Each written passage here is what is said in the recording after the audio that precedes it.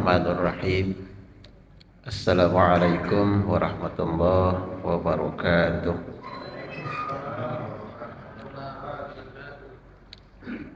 Alhamdulillahirabbil alamin.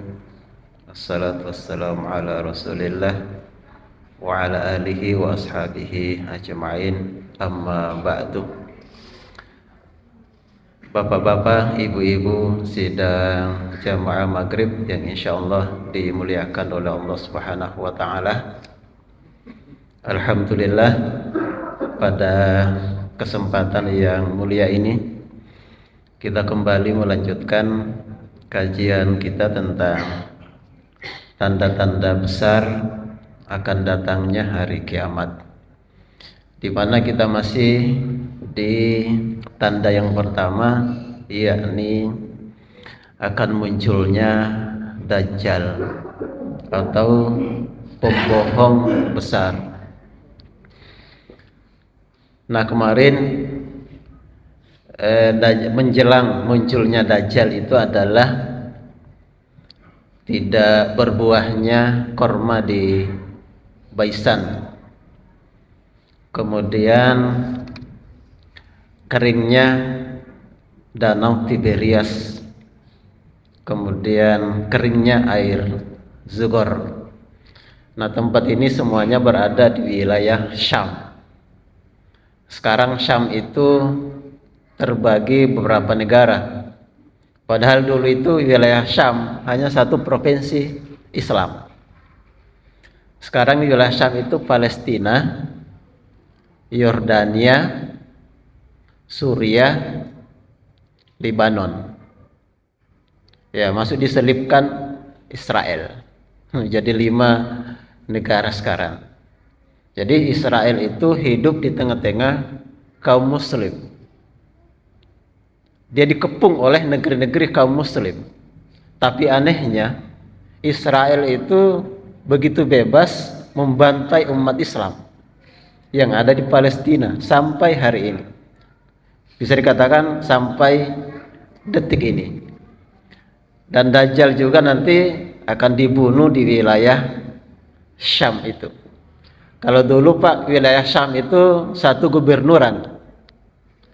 Wilayah kota negara itu ada di Madinah. Wilayah Syam, ibu kotanya Damaskus, itu satu provinsi. Nah, yang menjadi gubernur dulu Abu Ubaidah bin Jarrah kalau tidak salah. Pada masa Umar bin Khattab, yang menjadi gubernur wilayah Syam itu adalah Muawiyah. Pada masa Utsman masih Muawiyah.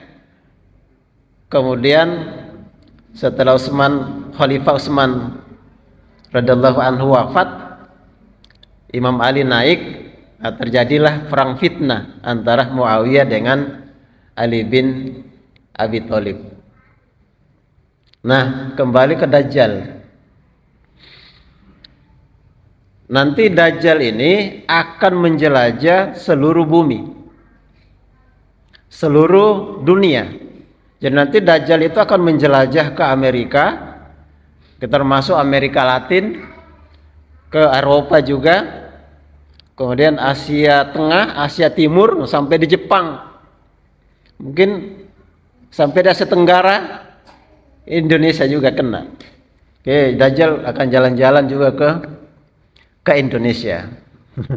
Tinggal nanti di sini di kitab ini dikasih baca-baca bagaimana caranya supaya terhindar dari fitnah Dajjal.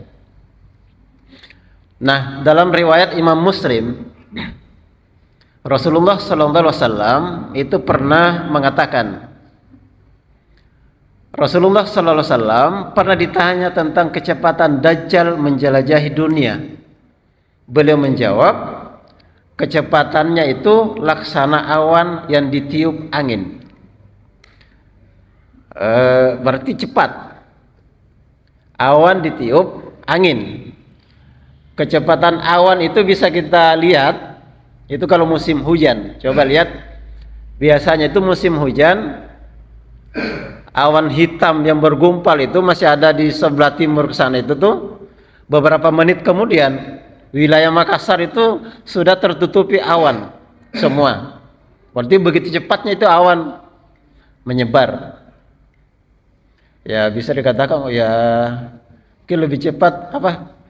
Kira-kira kayak pesawat ya cepatnya. Karena ini akan menjelajahi dunia. Rasulullah sallallahu alaihi wasallam diriwayatkan oleh Imam Ahmad dan Imam Al-Hakim pernah bersabda, Dajjal akan keluar ketika agama ini telah lemah dan ilmu tidak diperhatikan. Jadi Dajjal itu akan keluar di akhir zaman ketika agama itu sudah tidak diperhatikan oleh umat manusia. Wallahu alam, apakah nanti umat Islam makin sedikit, wallahu alam.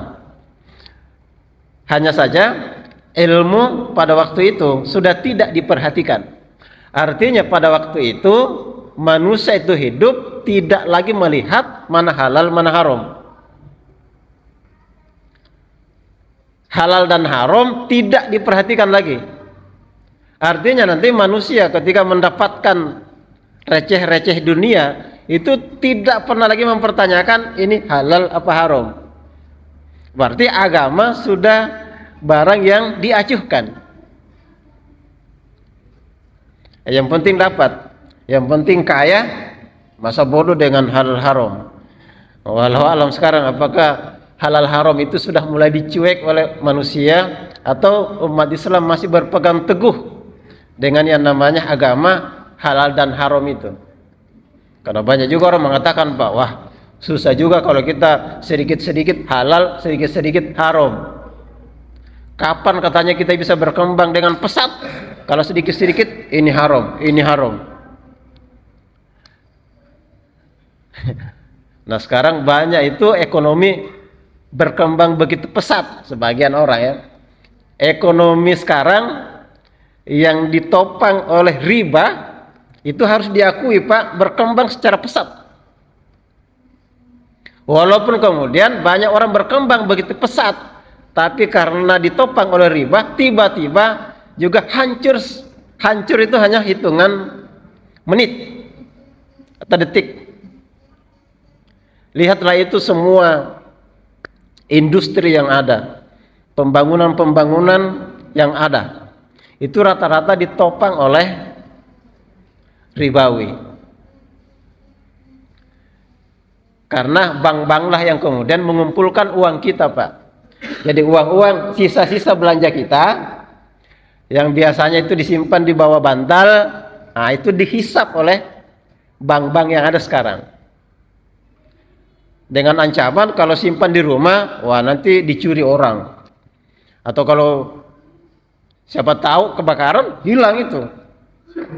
Makanya banyak orang nyimpang uang di bank. Ketika tersimpan uang di bank yang triliunan rupiah itu, siapa yang minjam? Untuk membangun jalan tol itu yang ada di Veterani itu, berapa biayanya itu? Dan dia bisa membangun itu dana dari bank. Kayak kita ini Pak kayaknya tidak lulus ujian di bank untuk pinjam uang 1 triliun. Tidak bisa lolos. Tanahnya sih berapa? Berapa tanah tak? Oh saya punya tanah hanya 10 kali 15. Berapa? Di mana itu tanahnya? Oh ada di sana di Moncoloy sana. Berapa harganya? 7 juta.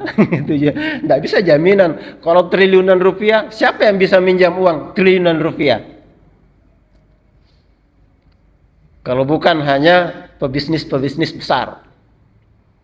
Mereka yang bangun tol, kalau kita masuk bayar. Sekarang pakai elektrik ya, kalau masuk ditempel-tempel saja. Uang itu masuk di rekeningnya yang punya itu jalan tol. Siapa sebenarnya yang membangun itu?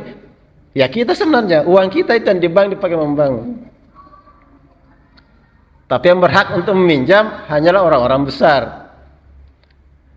Jadi coba bayangkan itu orang kaya makin kaya. Karena hanya mereka yang bisa meminjam modal yang begitu besar di perbankan-perbankan raksasa. Bukan kita. Oh, tiap hari berapa mobil itu lewat? Berapa ratus juta itu tiap hari masuk itu? Mungkin bapak-bapak juga sering masuk tol. Cek. Berapa 10.000 sekarang ya? Satu kali tek 10.000. Nah, berapa pintu itu? 4 kah? 3. Berapa kali tempel itu? Uangnya langsung ke, enggak tahu, ke luar negeri kah itu?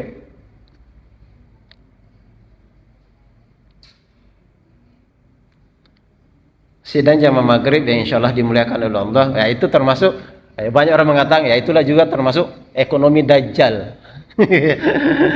Dajjal di bidang ekonomi, begitu. Yang menguasai semua simpul-simpul ekonomi yang butuh modal besar, hanya orang-orang tertentu saja. Kalau mau mengelola tambang yang berhektar-hektar itu, berapa modal yang dibutuhkan?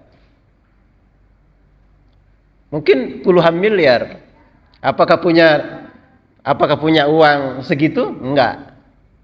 Tapi mereka bisa pinjam ke bank-bank raksasa. Batu bara mereka yang kelola. Makanya Taliwalewa kayanya itu yang bisa mengelola tambang.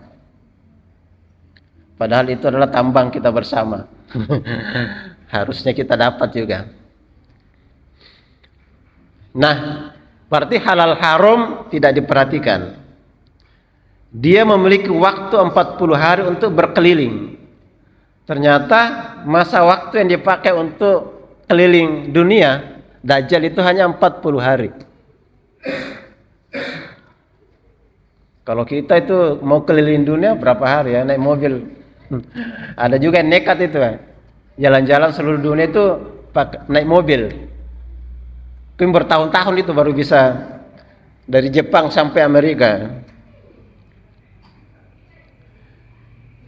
Hanya saja pada waktu itu ada satu harinya itu seperti 1 tahun.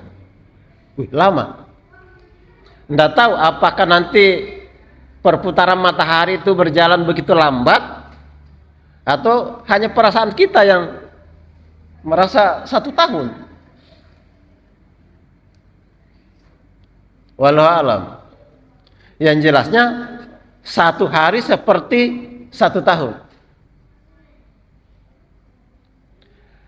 Mungkin sama juga ya. Kalau kita itu jalan-jalan ke Malino, begitu riang gembira, waktu itu terasa apa? Pendek. Tapi kalau kita masuk penjara, 1 hari itu bisa terasa 1 bulan. Kalau penjara. Kalau kita lagi senang begini, Pak, itu 1 tahun itu terasa. Kan biasanya kalau masuk lagi Ramadan itu, kayaknya baru kemarin kita puasa lagi. 1 tahun tapi terasa cepat. Ya mungkin karena hari-hari kita penuh dengan kebahagiaan, Pak ya. Itu terasa cepat dirasa. Kemudian 1 hari seperti 1 bulan. Kemudian 1 hari seperti 1 pekan. Kemudian sisanya seperti hari biasa kalian. Berarti 40 hari itu ada yang terasa 1 tahun, ada yang terasa 1 bulan, ada yang terasa 1 pekan, kemudian normal berjalan. Seperti hari-hari kita sekarang.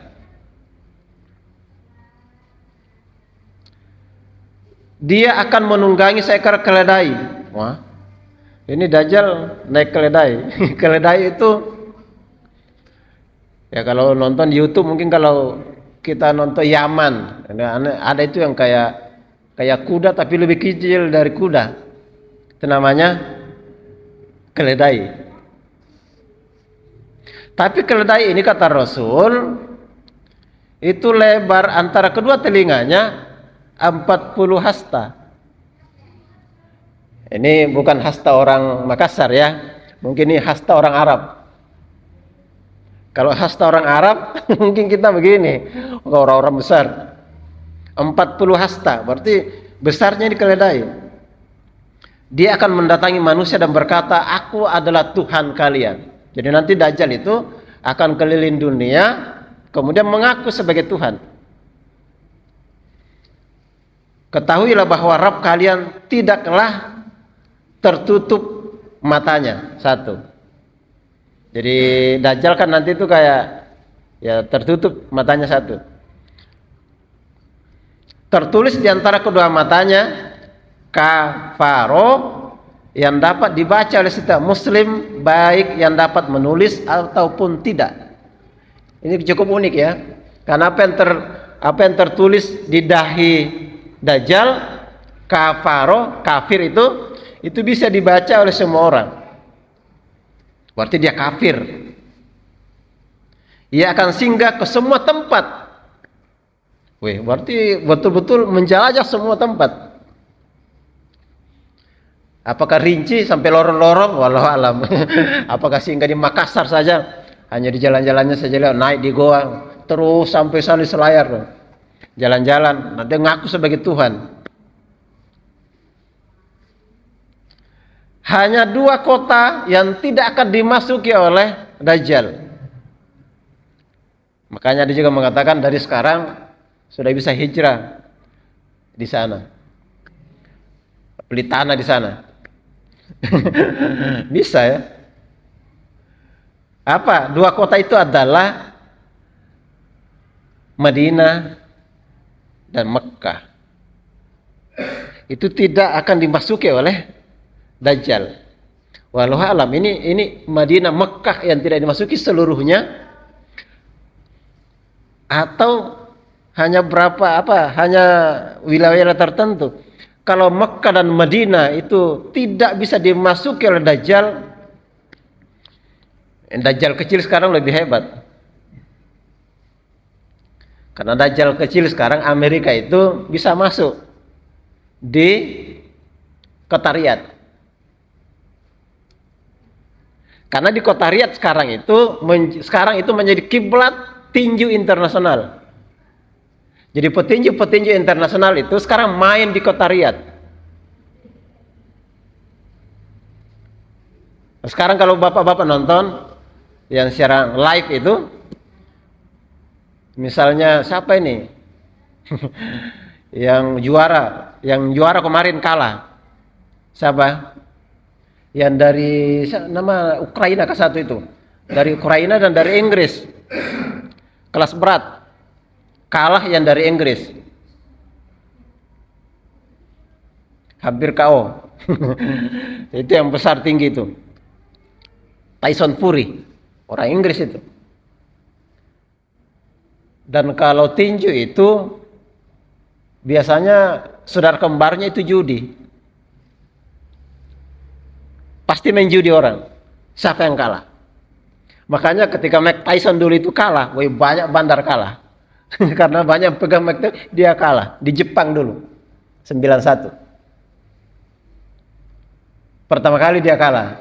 Berarti tinju itu dekat dengan judi. Jadi sekarang kota Riyadh itu menjadi kota judi internasional.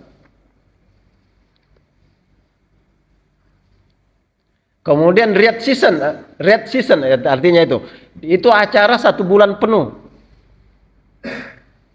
Kemudian artis-artis internasional diundang di situ, konser besar-besaran. Itu di kota Riyadh sekarang. Padahal Dajjal saja tidak bisa masuk. Dajjal kecil masuk. Pengaruh orang-orang Amerika yang masuk di situ. Jadi penonton tinju itu banyak pakai sorban. Orang-orang Arab. Artis-artis luar negeri juga datang situ, buka-buka aurat. Dan itu tidak boleh diprotes. Kalau ada ulama yang mencoba untuk memprotes itu, silahkan masuk penjara. Ya, ada ulama yang saya dengar karena kritik terhadap konser itu penjara. Jadi kalau mau aman, jangan kritik-kritik. Kalau di Arab Saudi. Nah, Jadi di akhir zaman nanti Dajjal yang benaran ini tidak bisa masuk di Mekkah dan Madinah. Jadi kalau sudah mulai khawatir kayaknya Dajjal ini sudah mau muncul ini, bagus pindah ke sana. Kalau bisa. Kan banyak orang-orang Indonesia di sana tinggal. Masih banyak tanah kosong di sana. Tanah gurun pasir. Masih banyak. Ya, tinggal di sana. Nah, Rasulullah SAW pernah bersabda, tidak ada satu negeri pun yang tidak dikunjungi Dajjal kecuali Mekkah dan Madinah. Hadis riwayat Imam Bukhari dan Muslim. Berarti keliling negara itu Dajjal. Dan orang nanti yang menjadi pengikut Dajjal yang di luar Islam itu pasti ikut Dajjal. Penduduk dunia sekarang berapa? Hah? 8 miliar. Umat Islam 1,5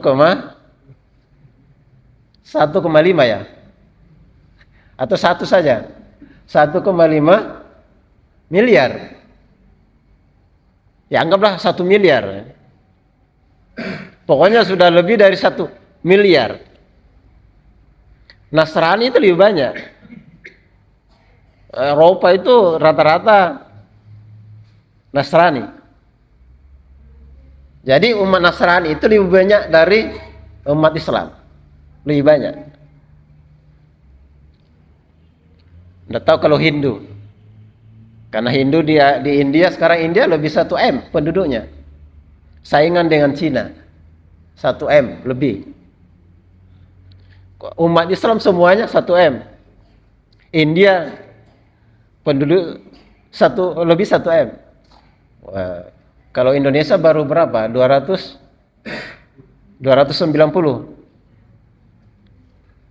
Belum setengah M.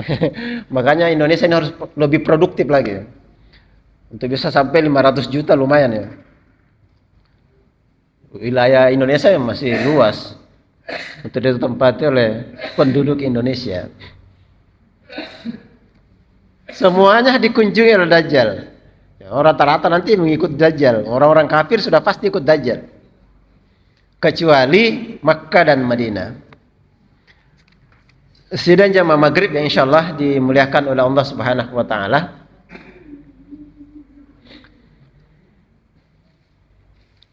Nah,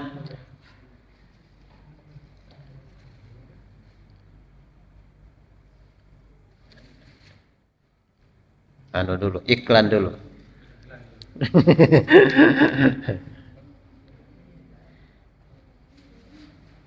Supaya kuat lagi menghadapi Dajjal ini ya, butuh energi.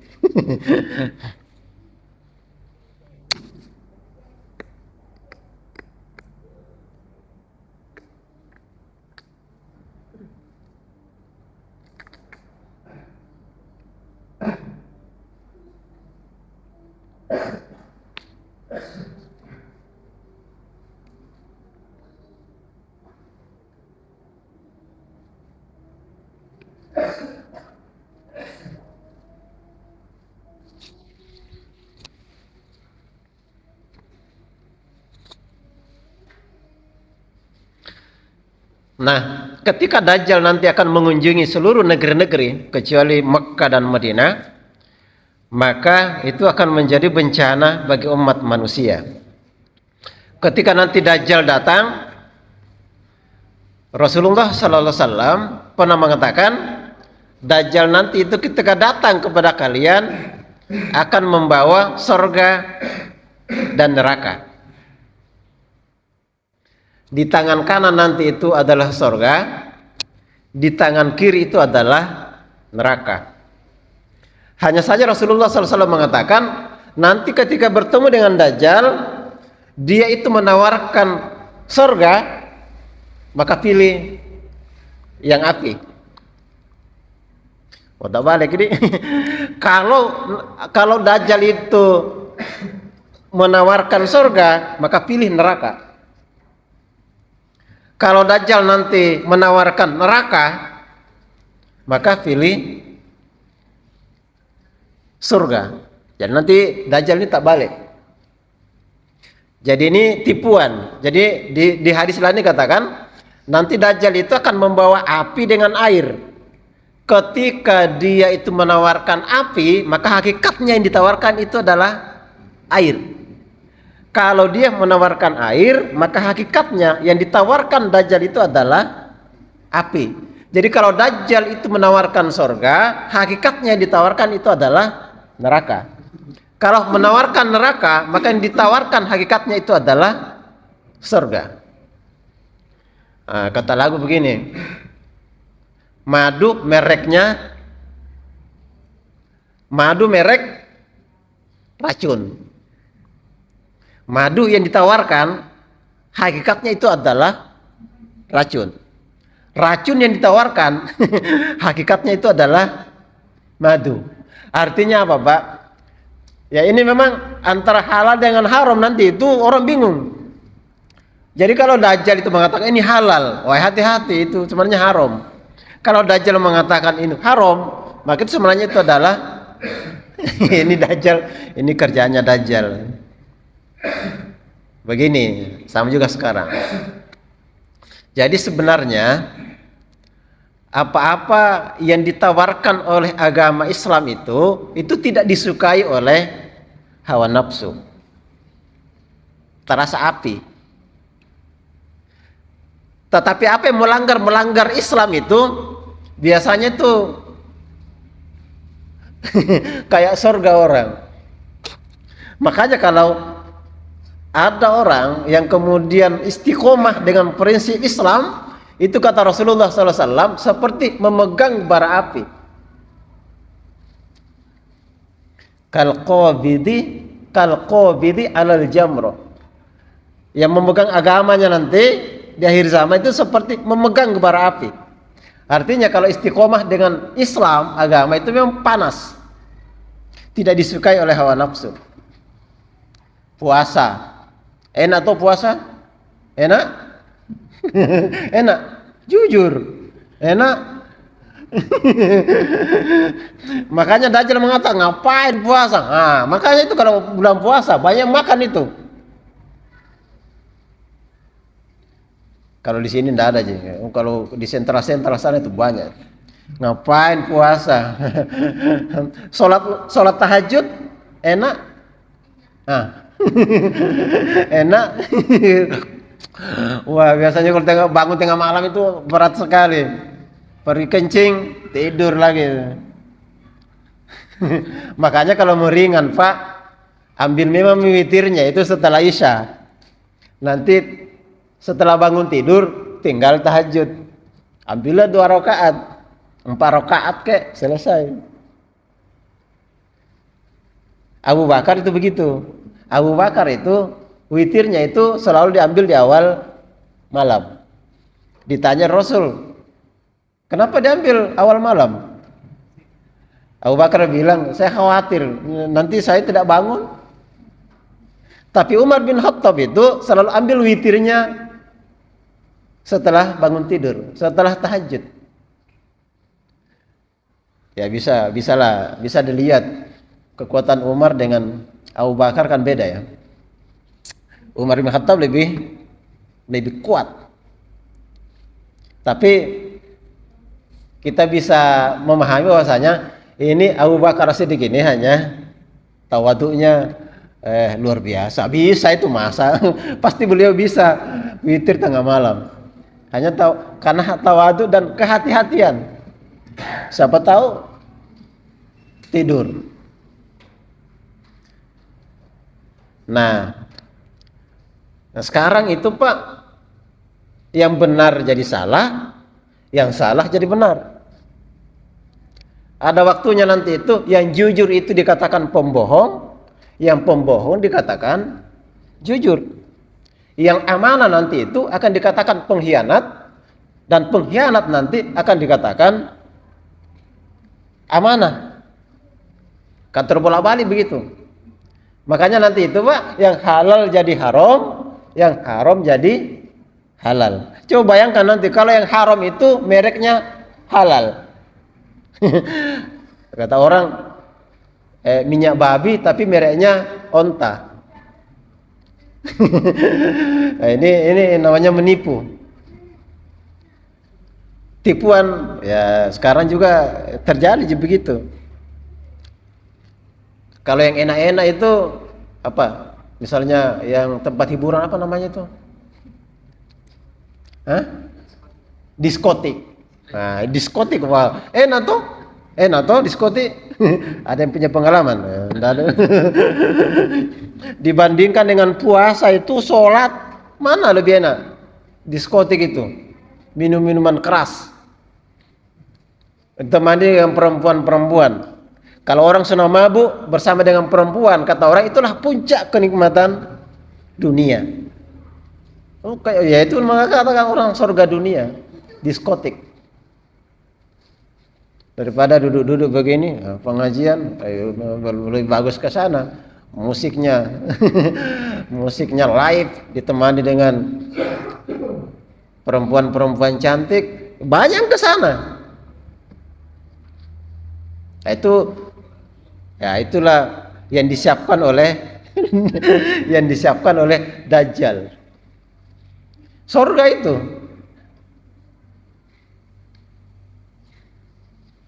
Nah, kalau terkait dengan agama itu ya berat. Kayak mau masuk neraka orang. Menderita. Makanya orang mengatakan surga itu dikelilingi oleh hal-hal yang tidak disukai oleh manusia.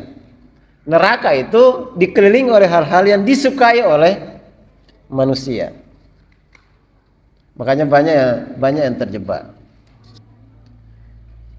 Sekarang yang benar dan yang salah itu nanti tidak jelas. Ini kerjaan Dajjal. Kan muncul juga perkataan tidak usah terlalu fanatik terhadap Islam.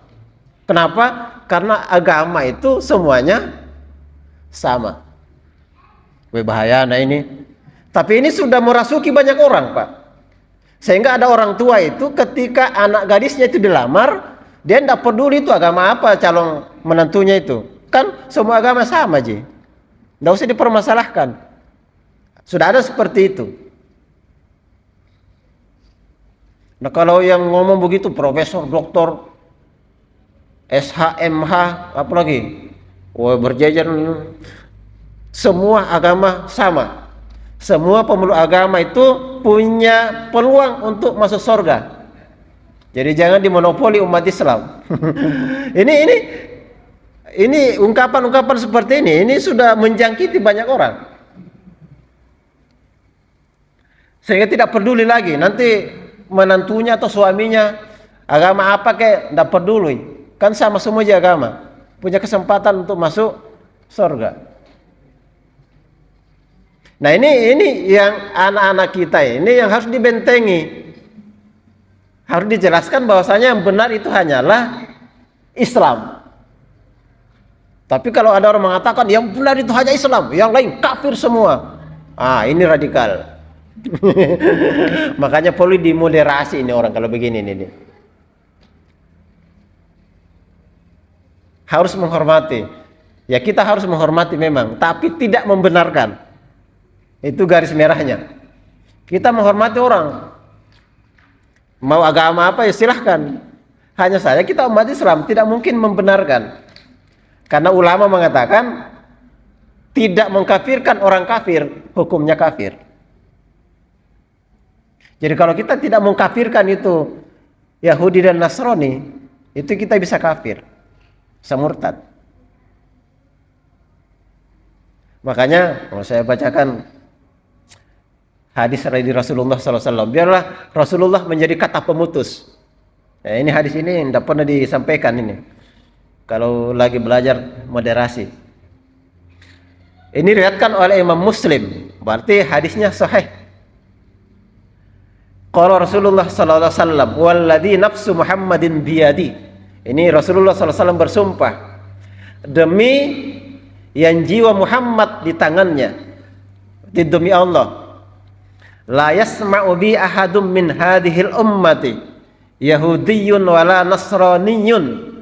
Tidaklah salah seorang dari umat ini, Yahudi dan Nasrani, mendengar tentangku thumma yamutu, kemudian mati, walam yu'min billadzi ursiltu bihi, dan dia tidak beriman terhadap risalah yang aku bawa, illa kana min ashabin nar, kecuali dia pasti menjadi penduduk api neraka.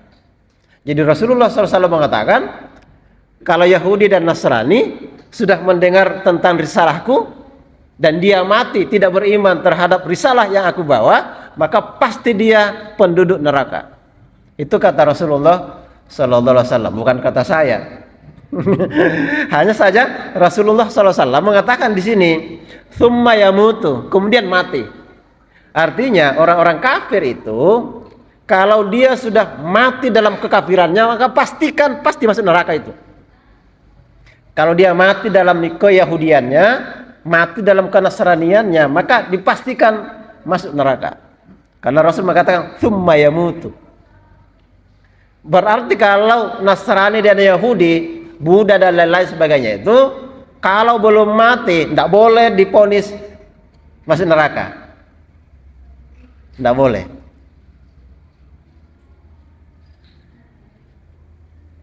Kenapa? Ini ada kejadian di masa Rasul. Di masa Rasulullah SAW, ini makanya tidak boleh diponis orang masuk neraka kalau belum mati orang kafir itu. Di masa Rasulullah SAW itu, anna gulaman Yahudiyan kana yad'u lin Nabi sallallahu alaihi wasallam wa du'ahu wa nawiluhu na'laihi. Ini ada anak-anak Yahudi. Tapi anak-anak Yahudi ini biasanya mengambilkan air wudhu untuk Rasul dan biasa membawakan sandal beliau. Anak Yahudi, karena memang kan di Madinah kan banyak Yahudi.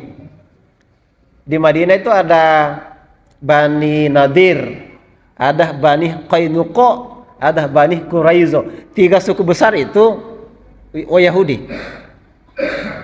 Nah ini anak-anak, wah ini luar biasa juga ya, anak-anak tapi sering mendekati Nabi. Bukan hanya mendekati, ambil ke air wudhu, nah bawakan sandalnya. Famarido, lalu anak ini sakit. Maka karena sakit, Rasul tanya, kemana itu anak-anak yang sering ambilkan saya air wudhu, yang sering bawakan sandal saya, mana dia? Diberitahu bahwasanya sakit. Maka Rasulullah SAW, fa'atahun Nabi SAW, maka Rasulullah SAW datang menjenguk anak Yahudi itu. Fadakhala alaihi wa abuhu qa'idun inda ra'sihi. Maka Rasul masuk kepada anak yang sakit itu dan bapaknya duduk di kepalanya. Berarti di sini dia kepala anak itu, bapaknya duduk di sini. Maka Rasulullah SAW duduk di sebelah sini.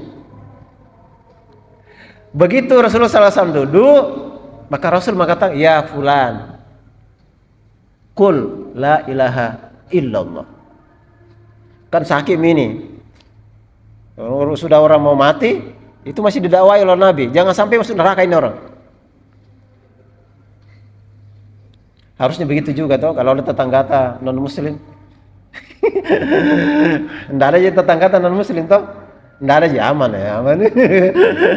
Karena di akhirat Pak itu dituntut juga kita Pak. Saya ini, ya Allah, saya ini bertetangga 50 tahun ya Allah, tidak pernah itu masih di rumahku bila masuk ke Islam. Nah kalau pernah jadi aja, ya salah dia. Ini Nabi. Ketika Rasulullah SAW mengatakan, ya fulan, ya anak, ucapkan la ilaha illallah. Maka anak itu fanazara ila abihi. Maka anak ini lihat bapak anak. Begitu dibilang, anak dia bapak anak. Kira-kira apa mana bilang bapakku ini? Fasakata abuhu. Tapi bapaknya diam saja. Fa'ada alaihi Nabi sallallahu alaihi wasallam, maka Rasul mengulang, "Nak, ucapkan la ilaha illallah." Faqala abuhu, maka bapaknya bilang, bapaknya Yahudi, ati Abul Qasim, nak ikuti Muhammad. Maka anak itu mengucapkan syahadat, la ilaha illallah Muhammadur Rasulullah. Ketika wafat, Rasul keluar. Maka Nabi mengatakan, alhamdulillah alladzi akhrajahu bi minan nar.